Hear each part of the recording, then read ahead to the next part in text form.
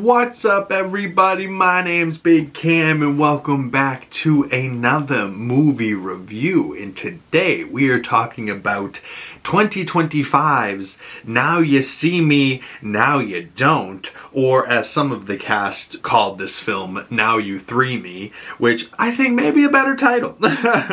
No, Now You See Me, Now You Don't, which is the third of the Now You See Me movies. And just for posterity, the first Now You See Me movie I gave 4 stars, and the second I gave 3 stars. So how many stars will this film get? We'll reveal later in this episode. But just to get into it, the director of this film was Ruben Fleischer, who I know from things like Zombieland, my roommate really likes. I've never necessarily seen, but Woody Harrelson is in there, so that's where he kind of worked with that character, you know what I mean? And he also did the Uncharted movie with Tom Holland, so, you know, maybe a good director, maybe somewhat, you know, hit and miss. You know, some people like his work, some people hate his work. It says he's only directed 13 films, and he's been a writer on some things. It looks like something with Emma Stone, maybe? Emma Stone and himself in a 3-minute short called A Way In. Interesting. Back in 2014. But it says he's done work like 30 minutes or less in 2011 with Jesse Eisenberg, so maybe that's how he met him, and people that are part of this cast as well. He also did Gangster Squad in 2013, Emma Stone as well, Sean Penn, Ryan Gosling, Josh Brolin, Nick Nolte, Anthony Mackie. What is Gangster Squad? I'm gonna have to check that out. But he did 2 Zombieland films, the Uncharted movie, Now You Three Me, and he also did 2018's Venom, and the first Venom movie. And out of the 3 Venoms, that's actually the good one. So, you know, they went away from him in the second and third film as director, but Ruben Fleischer for that 2018 film I thought did a good job. And out of all of his movies, I think Venom 2018 is probably the best of his work. And, you know, the attempted adaptation of Uncharted was okay, but I feel like they should have maybe done a more close adaptation of the games. Instead, they tried to mix like the first 3 and even first 4 games into kind of one script. And, you know, Tom Holland being Nathan Drake, not bad, but Sully as Mark Wahlberg, I mean, if they let Mark Wahlberg grow out the mustache and do a second film, you know, maybe he might work better as Sully, but Sully should have also probably been an older man like he is in the games, but they wanted him to be a little bit more engaged and active in the story, and Mark Wahlberg is able to do that. So hopefully Mark Wahlberg and, you know, Tom Holland are able to come back together to do that film, you know, and do a sequel to that eventually after they're done with Spider-Man Brand New Day for Tom Holland. But Now You See Me 3, I think Ruben Fleischer did a pretty damn good job in some of the filmmaking in this, and like just the actual shots themselves. Really interesting stuff, and some stuff that like I was like, oh wow, really almost damn near inventive, you know, camera shots that I hadn't necessarily seen in any other films, where like some shots where like the camera rotates and does like this 360 pull in or zoom out type of thing. That I first saw used on like James Gunn's The Suicide Squad, but you know, that has been getting used more and more, and this like, you know, mount the camera on something that can rotate all the way around and remain in focus in the shot, you know, and you can get these cool spinning room effects, or just like, you know, you're looking in a puddle upside down, and as you pull out you reveal the real shot type of thing. But there was also some like magic effects in this movie, and like magic using the camera to like, you know, they had built these sets that were like rooms where like if you go to the left side of the room it looks like you're really small, and if you go to the right side of the room it looks like you're, you know, really tall, you know, almost the same effects that they used with like forced perspective like they did for like the Hobbits and Gandalf in the Lord of the Rings movies, but they were doing it just for like little magic tricks in this film, you know. So there was some parts in this I really liked, but one thing I did not like about this third film was like the big reveal, right? Like, and I kind of want to get into it and talk spoilers, but I can kind of talk around it for the people that don't want to hear spoilers. But, you know, so like all of these movies, there's like a mystery to it, and by the end there's like this big reveal, and this person either gets duped or like whatever.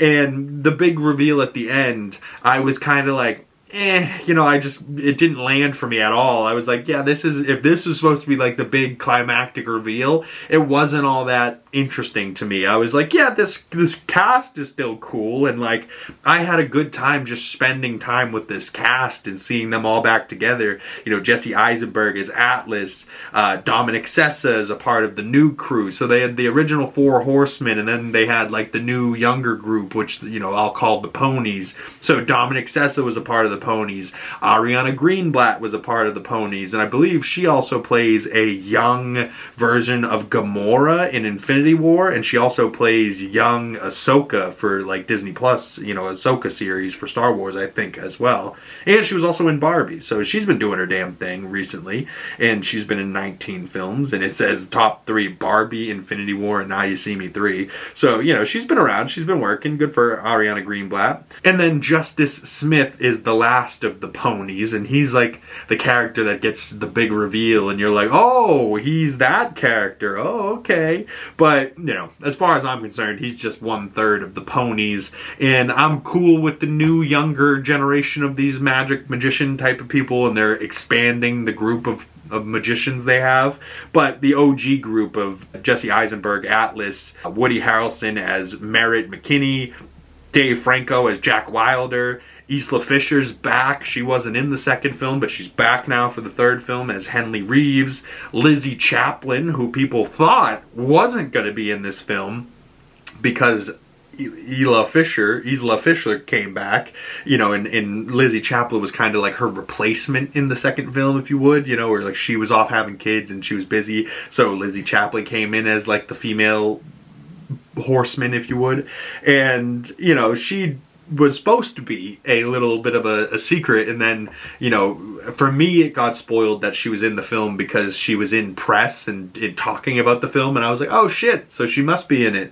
But I had completely forgotten that she was in the film by the time it came around, so by the time they revealed her in the movie, I was like, oh cool, she's back. And like, I kind of liked her in Dave Franco together, and for some reason when they filmed the second film I thought that was his wife, but no, his wife is Alison Brie. But either way, you know, Dave Franco's handsome, Jack Wilder and Lizzy Caplan together are quite cute little couple. I'm here for that. Morgan Freeman comes back for this film as well, and very sad part for Morgan Freeman's character. I was like, oh god, how are you gonna do him like that? Goddamn. At the very beginning of the movie, Andrew Santino's in there as like this rich asshole guy who's just kind of like, oh, fuck the magicians, I don't believe in magic, I believe in money, bitch, you know, like, and he's like a crypto scammer or something, and he's like the guy at the beginning of the movie that the Ponies fool into stealing his money or whatever. And yeah, so it's a couple of cameos like that were for Andrew Santino and like little people. But then at the end of the movie, right, like, so there's the big reveal of who is like the person you're supposed to see, and just I'm just gonna say it just because spoilers for the people that haven't seen it. I'm sorry, go watch the movie, come back later. But for the people that have seen it, Justin Smith's character of Charlie ends up getting to be revealed as Charlie Vanderberg, who is brother to Rosamund Pike's character. And she thought he died in a car accident when they were kids, but no, he was really alive the whole time. And like that reveal, I was like, I don't really care. And even the way they did it, just kind of walk out on stage and just reveal it to the audience, it was, it just wasn't necessarily a good reveal. But then, you know, for people that are fans of these movies like I am, by the end, you know, they all are together and they're teasing what's going to be, you know, Now You See Me 4, which Ruben Fleischer, the director, it does say he is working on a Now You See Me 4 untitled film, but there is like, you know, this whole thing that like who sent the cards? Oh, this magic group called the Eye, and the Eye has been watching you. And Mark Ruffalo's character was a cop in the first film and the second film, maybe just the first film, but he gets to revealed to be a part of this Eye, and he's not even, you know, a real, you know, he's a moonlighting as a cop, but he's really one of these magician type of guys.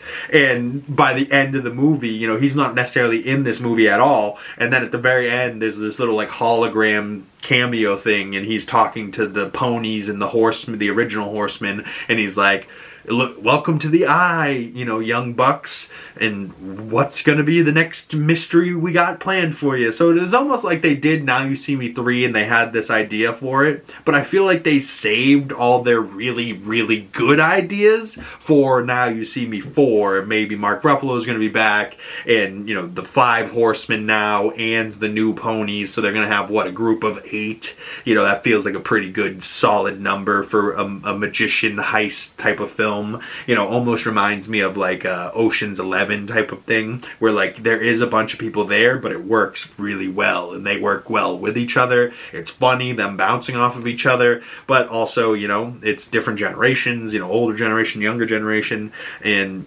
it's magic, you know, it's magic, but it's still a heist film, you know, there's like this mystery to unfold throughout the whole thing, but they're also just showing you cool tricks and cool magic stuff and cool action fights and stuff like that, and they're fighting instead of like just regular hand-to-hand fighting, he's fighting by throwing cards at people and shit. I don't know, like, I like these movies, I really do. I liked the first one. I gave the first movie 4 out of 5 stars. I thought Now You See Me 1 was really good. Now the second film, Daniel Radcliffe as the villain is actually pretty good, but I gave the second film 3 out of 5 stars, and then this third film I gave smack dab in the middle, you know, right around the same score for all 3 films. I still think the first one's the best, so that's going to remain at 4 stars, but Now You See Me, Now You Don't, I gave an overall score of 3.5 out of 5 stars. If I had to give it a true 10 score, maybe like a 7, 8, you know, like pretty good, almost a 4-star film, but right in the middle there at 3.5 stars. Not quite a 3-star either, so it's better than the second film. It's maybe slightly worse than the first film, but still really good, and I would indeed watch a Now You See Me 4 tomorrow if it came out, you know what I mean? And I probably should have seen this in theaters, but I didn't get around to it, so I ended up renting it last night off of Amazon Prime Video. It was only like $5. It was on for a deal, so I was like, cool, I'll rent it. But if I were you guys, because every time I rent a film, literally a week or 2 later, it's out on a streaming platform somewhere. So if I were you, I would wait 7 to 14 days, and it might just come out on HBO Max or somewhere streaming, and that would be my luck. But hey, maybe you could save yourself $5 and still be able to see the film. I don't know, but go rent it if you want to check it out yourself. And anybody that did get to see this film, I would love to hear your thoughts about it down in the comment section below. Big Cam, 2 G's in the Big, pretty much anywhere, and you can find my links for all my social medias down in that description below. And if you've made it this far into the video and you would like to support the channel, the best way of doing that is dropping a like on this video, commenting down in the comment section below, subscribing if you haven't already, and hitting that bell so you don't miss future movie reviews and you get the notifications when those come out. Once again, my name's Big Cam. Thank you guys so much for sticking around this far into the video, and I will see you gorgeous folks in the next one. Peace.